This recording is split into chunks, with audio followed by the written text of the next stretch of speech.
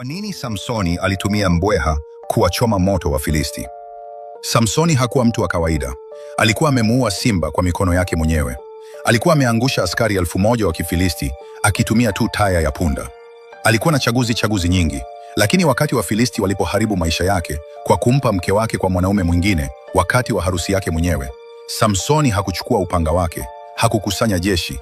Alichagua kisasi cha ajabu zaidi ambacho mwanadamu yoyote amewahi kutekeleza katika Biblia yote. Alikwenda shambani na kuwakamata mbweha 300, mmoja baada ya mwingine, akawafunga wawili kwa mikia yao, akawasha mwenge kati ya kila jozi na kuwaachilia. Mbweha 300 waliokuwa wakiteketea kwa moto na kukimbia kwa hofu kila upande katika mashamba ya Wafilisti.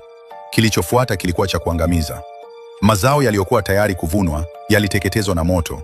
Mashamba ya mizeituni yaliyokuwa yamechukua miaka kukua yakageuka kwa majivu. Mashamba yote ya mizabibu yakaharibiwa hadi kwenye mizizi.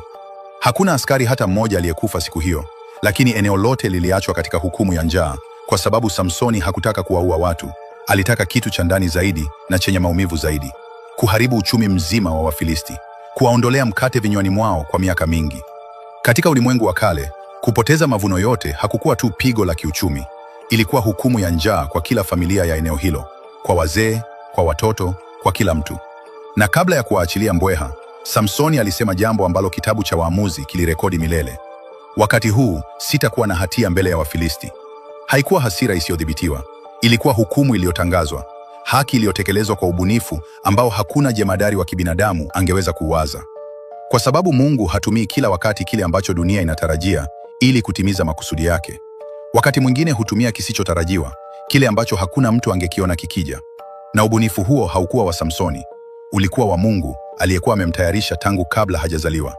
Ikiwa unaamini kwamba Mungu anaweza kutumia kisichotarajiwa kutimiza haki yake, andika amina. Kwa nini Samsoni